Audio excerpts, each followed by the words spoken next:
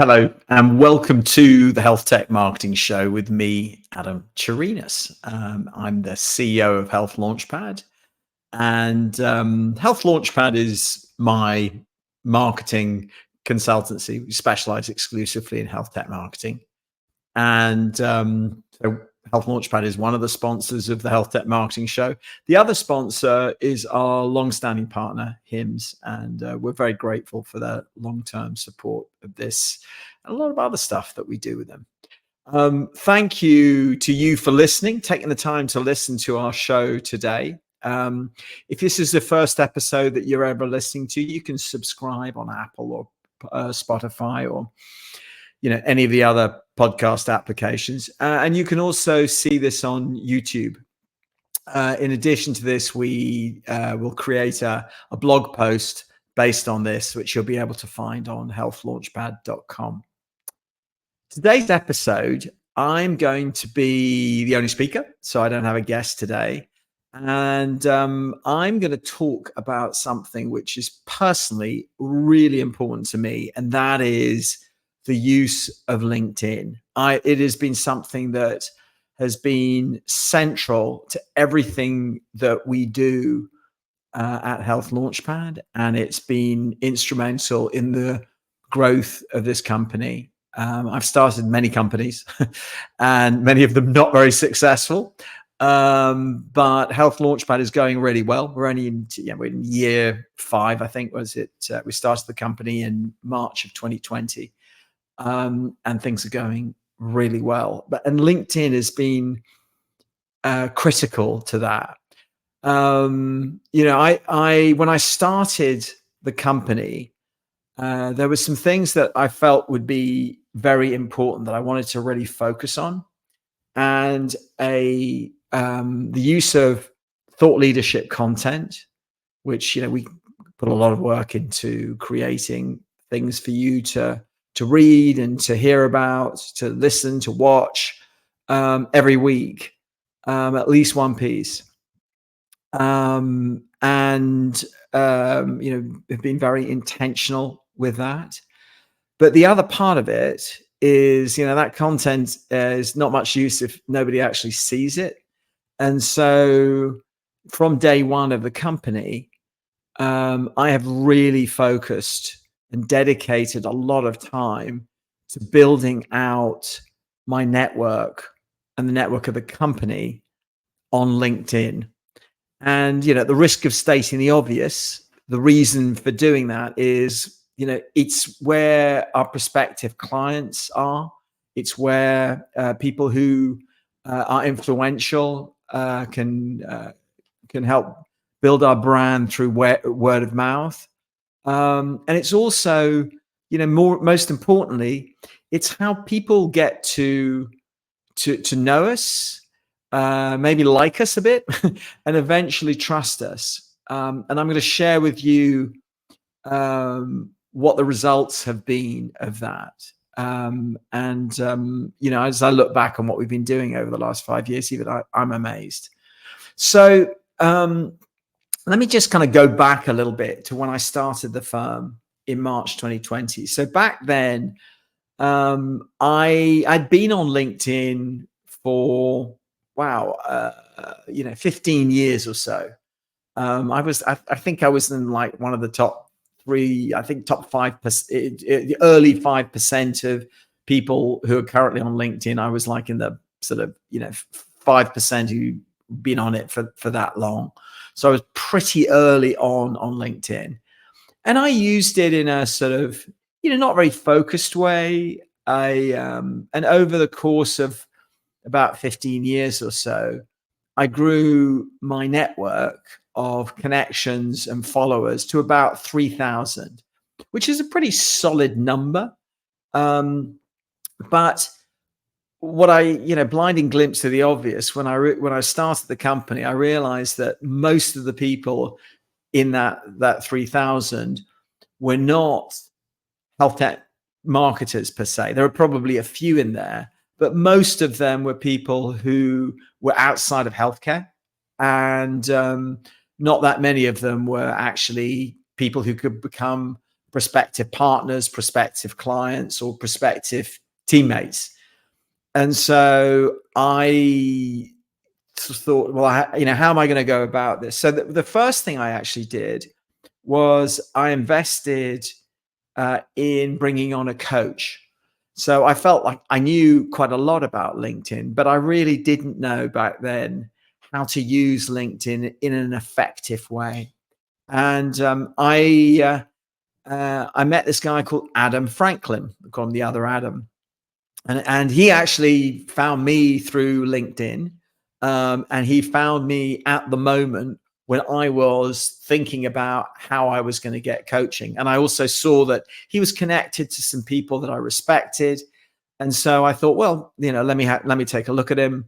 And the more I got to sort of learn about him online, the more I realized this guy knows what he's talking about. So I jumped in and started taking one of his coaching programs. And over the course of about 6 months, he taught me, the how to build relationships on LinkedIn, how to use it as a distribution network for content, and really how to put it at the center of what you do from a marketing standpoint. It's not all we do, but it's a key component. It's how we amplify our network.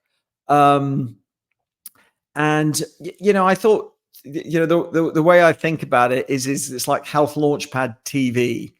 And so, what I've been doing over the last 5 years is building that network, and through a systematic approach, and I'll go through that in a minute, my connections and following have grown to 12,000. So they've grown 4x in that time period. And more importantly than the number of followers, is that the vast majority of the people I'm now connected to are in my ideal customer profile, are in my target market. They're people who, I believe we can serve, I believe we can add value to, and, trying to earn the right to become their service partner. So let me talk a little bit about how we do this. I'm going to get into the specifics. So the first thing is that I'm a premium LinkedIn user. And what I do is I have a premium LinkedIn account. I have it at what's called creator mode, which allows me to do a lot of things that I'm going to describe in a minute. And then the second thing is I have a Sales Navigator account. I can't remember the level, but I pay about $100 a month. And I've done that consistently for about 5 years. The reason why I use Sales Navigator, for those of you who are not really familiar with it and what the benefits is that it enables me to create very targeted lists of people that I would like to be connected with. And I use it essentially. The primary reason I use it is for creating targeted lists that are of people that I would like to be connected with. And what I do is I have a routine of every day I send out about 40 invitations. So because I'm a premium level member, I'm allowed to send as many as 200 invitations every month. 200 invitations every week. I think if you are a standard or a free level, I think you're limited to about 100. And I have a message. I've tried lots of different connection request messages, and I found it's a very simple message which says, I wanted to reach out and connect to you. We have a lot in common in terms of our interest in healthcare technology. And just to let you know, I also publish publish a newsletter called Health Tech Marketing Ideas. You may want to check it out. So what I'm doing is I'm giving people the option of, if you don't want to connect with me, that's fine, but you can also check out our newsletter, and it's a way to follow us. So it gives them kind of two soft calls to action. And I found that that message works very effectively. I get about a 25% acceptance rate. So that means that out of the 200 people a week that I reach out to, I get about 50 new connections. And that, is effectively how, by doing that systematically and consistently every working day, so 5 days a week, over the last 5 years, my network has grown from 3,000 to about 12,000. I do get inbound connection requests, and to be honest, I have, I treat the connection request the same way as I expect the request that I send out to be treated, which is, if I think that I have something in common with them, and I want to, and I think it would be good to be connected with them, I'll accept their request. If I think it's just a sales pitch and it's somebody I don't think, I really, really should be connected with, and I'm a little bit suspicious about why they're reaching out, I will decline their request. And frankly, I decline more than I accept. And I also understand. So I understand why 75% of the people who get a connection request from me turn it down.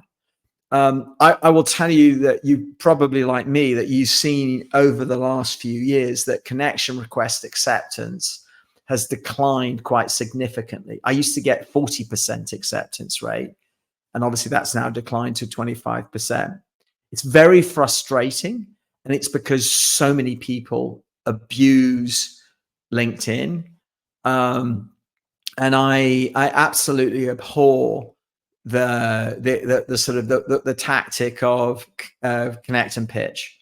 I will disconnect with somebody if I connect with them. They've sent me a respectful message, and then they immediately try to sell me something. I will actually tell them, I'm sorry, that's unacceptable, and I will immediately disconnect from them. And I actually don't do much in terms of messaging follow-up once somebody's connected with me. I'll tell you a little bit about, I do it in a very targeted way, but I don't send out a nurture sequence, which I think, a lot of people do. And actually was part of what I was trained to do. But I found that, first of all, it feels a bit icky to me. I think I feel that it's done badly. It can undermine the trust that you're trying to build in perspective, in the people that you're in your network. So that's number one. So connection requests, and you doing that to build the network. The second thing I do is I do a post every day. So it's usually, every day is 4 to 5 times a week. And I try to post something every day that I think will be of value to people in my network. So most of what I post is educational. I try to be provocative, but without being a jerk, because I'm trying to get people to sort of think about things differently, maybe in how they're doing demand generation. As you know, if you follow me for a while, I'm a little obsessive about account-based marketing. We've done a lot recently about measurement and thinking new ways of thinking about measurement. So that's, that a lot of the posts, I'd say the majority of the posts that we do, that I do are educational. And I'm structured in the way that I do it. I have a calendar, a marketing calendar, which includes, a range of different tactics. But the first column is, what am I going to post on LinkedIn on a daily basis? And I try to plan it a week or two ahead of time. And by doing that, I put a lot more thought into the posts. And in many cases, I will even write the post the day before and schedule it. That's a feature that you can do. I'm not sure if it's only available if you're a premium member, but it's something which I take advantage of. And I find that if I'm really thoughtful, much more thoughtful about the post, and I take the time to write it a day or so in advance, the quality of the post is better, and actually the engagement tends to be better. It is a hard discipline to keep that up. The second thing is that I mix it up. So I do, I'll do all text posts, using a few emojis to kind of make the layout a little bit more interesting. And usually those are sort of like mini blogs where it's sort of like how to do X, Y, Z. So that's one thing I do. Sometimes I'll add an image to those posts, but not always. I don't find it makes that much difference from an engagement standpoint. I do use video from time to time. You'll probably see snippets of this podcast actually up there. And when I do it, I always post it natively. So what that means is I'm not sending someone off to YouTube or Vimeo. I'm taking a snippet and uploading that. It's really, really important, this. LinkedIn does not want you going anywhere other than LinkedIn. And so you get rewarded on LinkedIn by the LinkedIn algorithm for posting stuff that keeps people on LinkedIn, and you get pushed down in terms of exposure by sending people off other places. So, if I'm sharing, we've written a new blog post, like we wrote a new blog post last week about measurement. I will write a sort of a too long didn't read, a TLDR version of it, and do that as a LinkedIn post. And then I will put the link to the blog post in the comments. If you put the link and you share the link in the post, you can pretty much guarantee that you'll get very limited exposures by doing that. And that's because the algorithm doesn't want you going other places. For some reason, when you put it in the comments, it doesn't seem to affect it that much. The other thing is, we've got this podcast. So podcast will be something that we promote every week. It's another form of content. Occasionally I do surveys. I don't do that too much. I think it's a little over abused. And occasionally I will also do a document, like a kind of carousel thing. There are a lot of work to do, and they don't work as well as they used to. The other thing that thing that we also do is we run our own private network of health tech marketing leaders called the Health Tech Marketing Network, and we will share what we're learning. And so some of the sort of best practices that are coming out from that group. And we also do a lot of benchmarking work and surveying within that group. And so we'll share some of the output from that because it seems to be of value for the community. The last thing I do, and probably I don't do enough of it, is personal posts. So if you followed my LinkedIn over the last week or two, you probably saw that I was at the ACL festival in Austin and I shared a post. Ironically, those are the posts that tend to get the highest viewership. And why is it? Because, LinkedIn is about getting to know people, not just about promoting yourself or promoting your business. It's about it's always nice to see actually that, I share something personal about myself. I tend to get, sort of high exposures. But I don't overdo it. I think if you did it every day, people will get kind of tired and think you probably should be doing this on Instagram. As you'll note, I do look maybe a little obsessively at the views that each post gets. And I'll tell you a little bit about how we do reporting in a minute or so. Okay, so we talked about connection requests, talked about daily posting. So the third thing I do is the newsletter. So I started the LinkedIn newsletter. I think it's about 2 years ago now. We've done almost 200 articles. So LinkedIn newsletters are essentially an opportunity to do long form articles that you can't do in a post, which is limited to about 300 words. So it's the opportunity to share sort of long form, almost blog like content. It's sort of interesting that, LinkedIn started articles a while back, but never really got much traction with it. But somebody had the brilliant idea of turning it into a newsletter, and it works really well for that. So our newsletter has a little over 3,000 followers, and I find I get good engagement with it.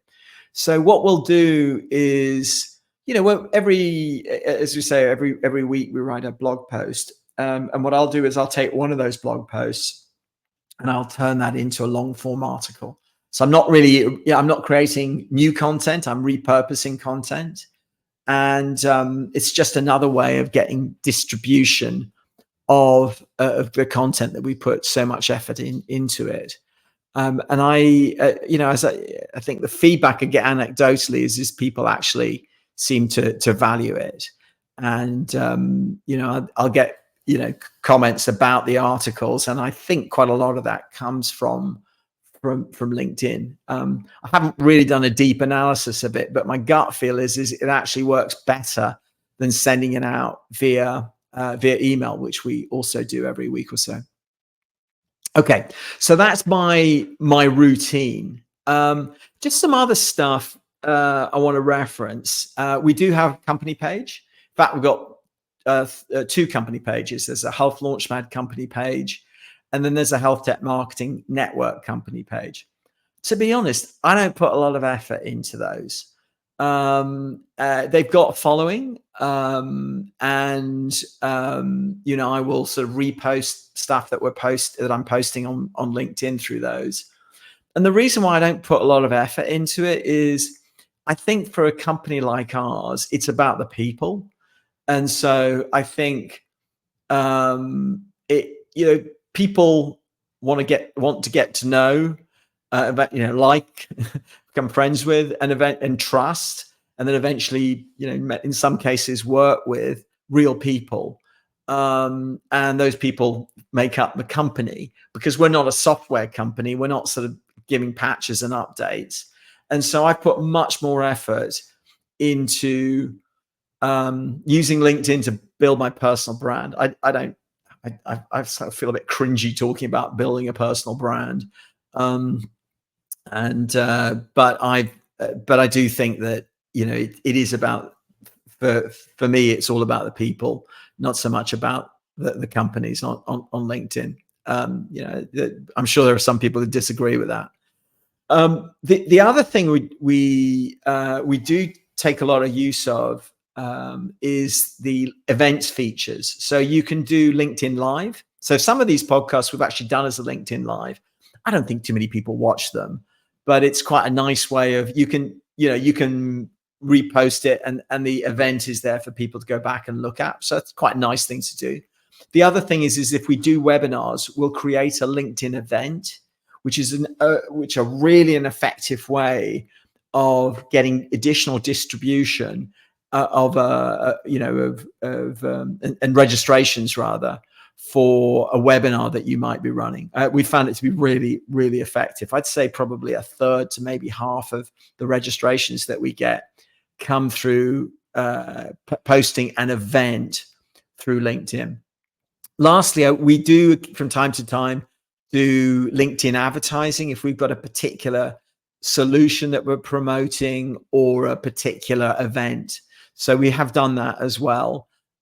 I think anybody who's spent any money on invested anything in LinkedIn advertising knows it's a good awareness technique, tool, and it's a good engagement tactic. Not so great for lead generation. It's very expensive for that. Okay. Let me talk a bit about the results. So I told you, our network, my network, has grown 4x through this routine. And that matters because by being consistent in growing the network and posting every day, I can also see that the views so the opportunity to become aware and engage with us has grown consistently over time. And I have a marketing dashboard that I track monthly, and that obviously includes a lot of web analytics. But actually, the thing that I probably spend more attention on is on the LinkedIn analytics, and I've seen that steadily grow over time. And you know what? The great thing is that converts into business. So it's funny. There is the growth of our business has tracked with the growth of our website visits and the growth of our LinkedIn engagement. And our business has grown 10x over the last 5 years. So we started with somewhat aggressive goals in year one. And we've exceeded, and every year we'll set a revenue goal. And every year we've exceeded that goal. And I'm kind of blown away that the business is basically on track this year to be 10x where we were when we first started. That's pretty exciting. And I think I would have had a hard time doing that without what we're doing on LinkedIn.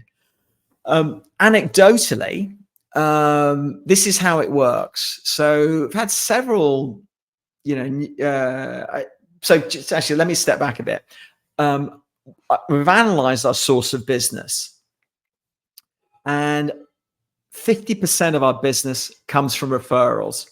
So people who have got to know us, respect what we do, and have said, hey, you should go talk to Adam. You should have a chat with Health Launchpad. I think they can help you. The other 50% of the business is inbound. LinkedIn has a direct effect on both. So people who have consistently referred business for us say that LinkedIn is an important way that they can kind of see that we're still active. We're still, trying to provide useful thought leadership content to people. And it's how we're building our brand for them. It's also incredibly important in building on inbound prospects. And we've had several situations over the last few years where somebody will book a meeting with me through the website, and somebody who I haven't heard of, and I'll have a conversation with them and find out that they are the CMO or the CEO of a really fast growing business that I feel stupid for not having heard of. And I said, well, so how did you arrive here today? So what they'll say is, maybe they were Googling health tech marketing agencies or ABM in healthcare, and they've come across some content that we've written, because we put a lot of effort into our SEO, as we've covered in other places.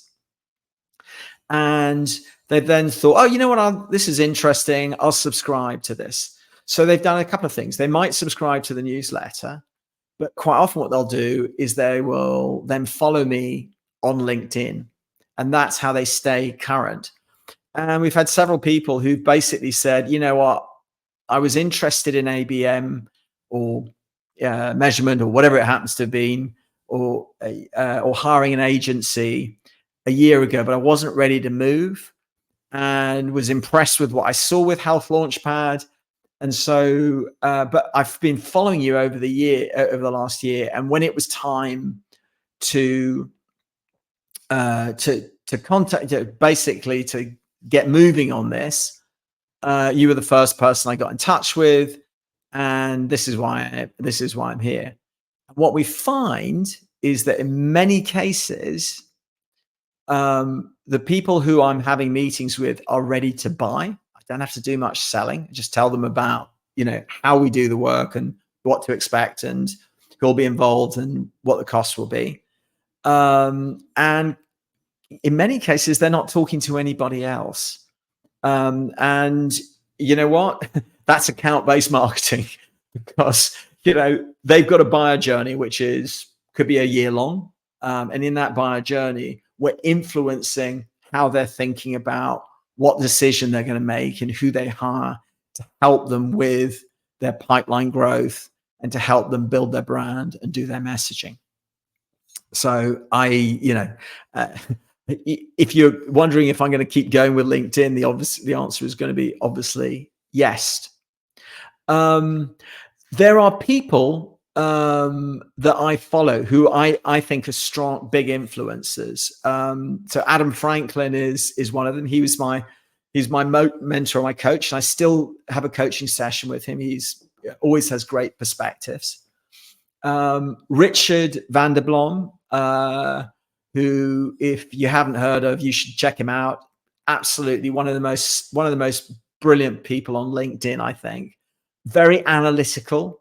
He creates this biannual or annual algorithm report, which is just fascinating. It really explains how LinkedIn works.